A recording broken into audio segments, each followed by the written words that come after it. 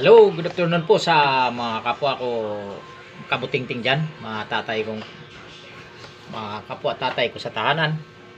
Isa ba kayo sa may mga problemang ganito sa inyong mga bahay? Katulad nito, na-surprise ako ngayon, tatlo ang pinapagawa sa atin na kailangan natin i-repair. So, pagbigyan na natin ng kanilang mga kahilingan, ano? So, i-repair natin. Ngayon, ibabahagi ko na sa inyo kung paano mag-repair nito para hindi lang ako nakatulong sa pag-repair nito sa mga nagpagawa, kung hindi makakatulong din ako sa mga makakapanood nito. Walang putol. Ipapapanood ko sa inyo, papakita ko sa inyo, ibibigay ko sa inyo, explain ko sa inyo kung paano i-repair at ipapakita ko sa inyo. Okay?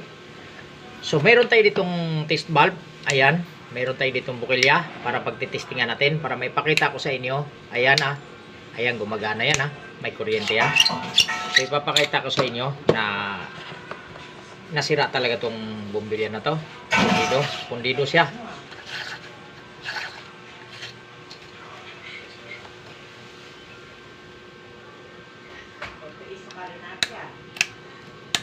So, ayan, nakikita nyo.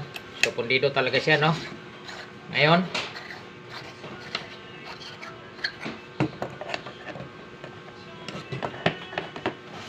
i-repair natin to, madali lang. So, sa nagpagawa nito, good luck. Dahil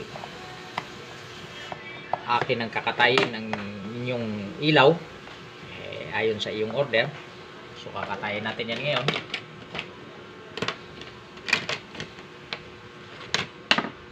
Yan.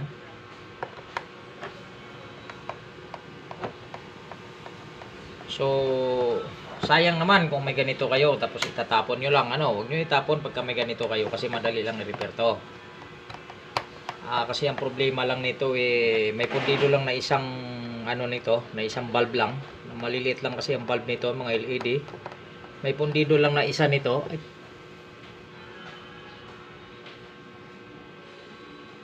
May pundido lang na isa nito. Wala na. Hindi na iilaw lahat yan.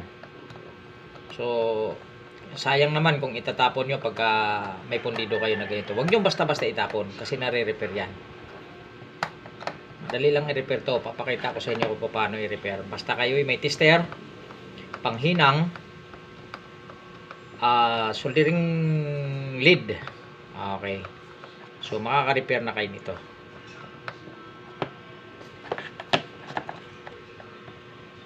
Naka-experience tayo na makulit na yun. So, yun. Okay. So, ayan na. Natanggal na natin isa-isa. So, ayan. So, ayan. So, ang problema nito, mga kapatid, nandito ang problema niyan. Nandito sa loob yan ang problema niyan. Ito.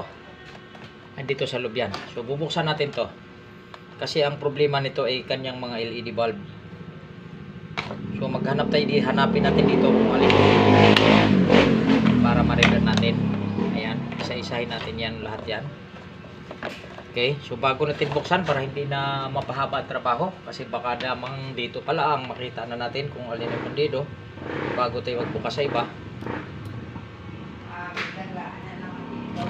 So, ayan guys, mga katatay, malalaman nyo dito, titester nyo dito kung alin yung pundido na bumbilya. Ayan, gumagana siya. So, nakikita nyo ba sa video? Ayan, umiilaw-ilaw. Ayan, tingnan nyo yung dulo ng tester ko. Ayan, umiilaw. Ayan, so, ibig sabihin buo yan. Kapag tinisting mo lahat yung mga yan, lahat ng bulb, LED bulb na yan, pag tinisting nyo yan, kung may makikita kayo na hindi umilaw, ibig sabihin, yun ang pundido. So, yun ang ikukunik nyo. Ayan, gumagana. Okay. Okay. So, walang cut ang video natin ha. Live na live to ha. Okay.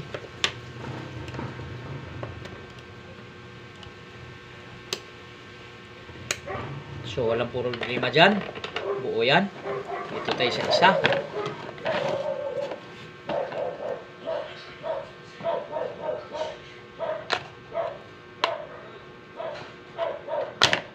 Okay.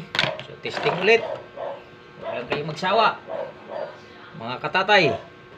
Kaysa naman bumili kayo ng buo. Kaysa bumili ng bumbilya, yung pala madali lang naman i-repair to. So sana tong video na ito ay nakakatulong din sa inyo, kasi papakita ko na lang din sa inyo kung paano mag-repair nito. Mga ganito din ang bumbilya nyo sa bahay. Ayan, so buo din siya. So dito tayo pupunta, malamang nandito na yung problema niyan sa isa na to. So makikita nyo, isa lang dyan sa lahat ng mga bulb na yan, mayroong pundido. Hindi nyo na yan mapapagana.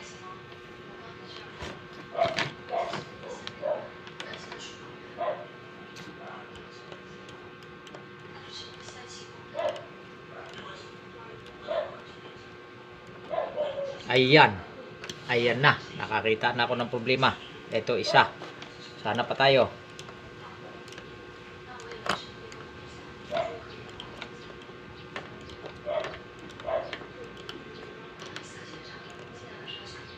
So okay. Ito. Ito guys. Ito ayaw gumana. So papakita ko sa inyo, walang putol kung paano i-repair to Kiskisin nyo lang, palabasin nyo lang ang kanyang tanso para kayo yung makapaghinang, para mai-connect nyo siya, mai-series nyo. So kahit wala nang isang wala nang isang LED bulb yan, pag na-connect nyo yan, naidugtong nyo, mapapagana nyo ulit ang inyong bumbilya. So, 'di ba guys, sayang kaysa tinapon nyo lang.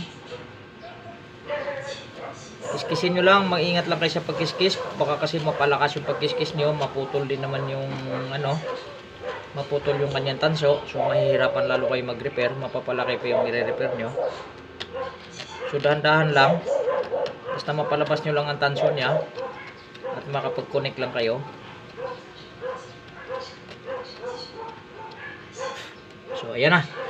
Lumabas ng kanyang tanso, linisin na natin mabuti. Kailangan maganda yung kapit ng ating hinang mamaya.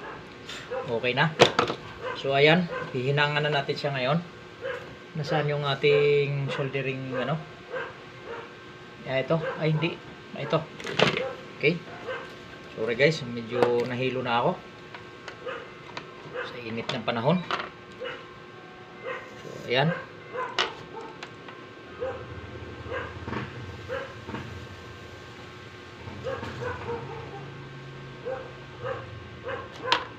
Okay, sa kabila. So itong video na to, walang putol to guys para makikita nyo kung paano talaga natin ini-repair. Tsaka makikita nyo na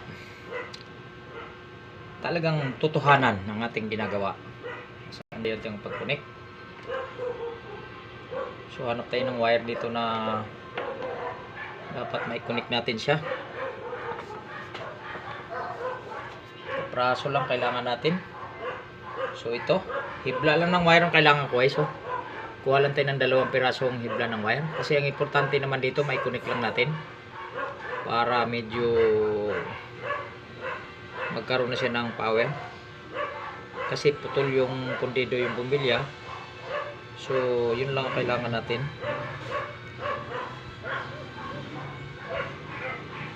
Ayan.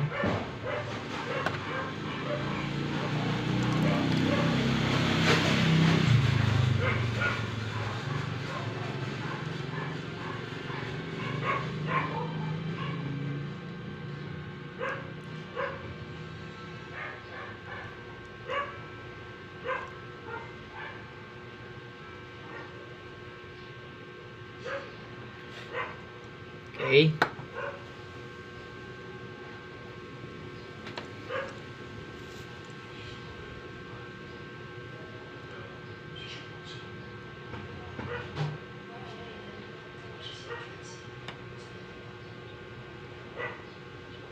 Okay.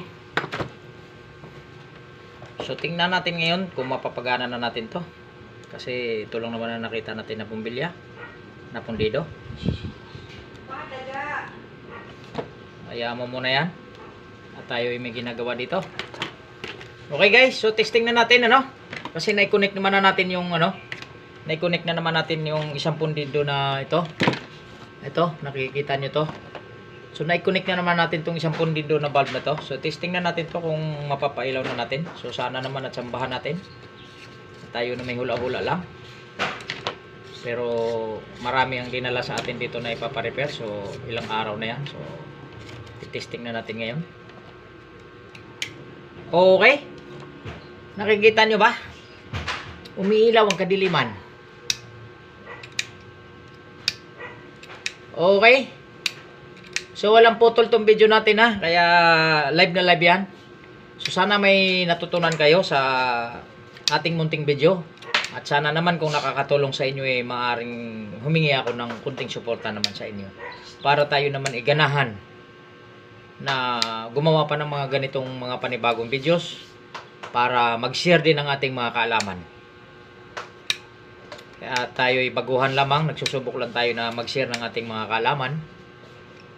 So, lahat ng mga bumbilya na yan, ayan, nakikita nyo. Ayan, mga na-repair ko na yan. Ayan. Ayan. So, ito, ipapakita ko na lang sa inyo. Kung paano, ano kasi naisip ko, bakit hindi ko na lang i-share? Kasi hindi naman lahat ng tao, makakarating sa akin dito para magpa-repair ng ganitong bumbilya. So, kahit nasa sa inyong bahay lang, bumili lang kayo ng multi-tester, at saka soldering iron, at saka soldering lead. So, kaya nyo na mag-repair nito. Okay? So, sana nakatulong sa inyo na video na to. At kung nakatulong naman sa inyo, sana naman matulungan nyo rin ako na ma-share. At makalike man lang sa ating video at makapag-comment. At kung mabigat sa inyo yung pag-subscribe, kahit comment man lang o share man lang. O mag-like man lang. Okay na po ako dyan. Maraming salamat mga katatay. Thank you so much sa suporta.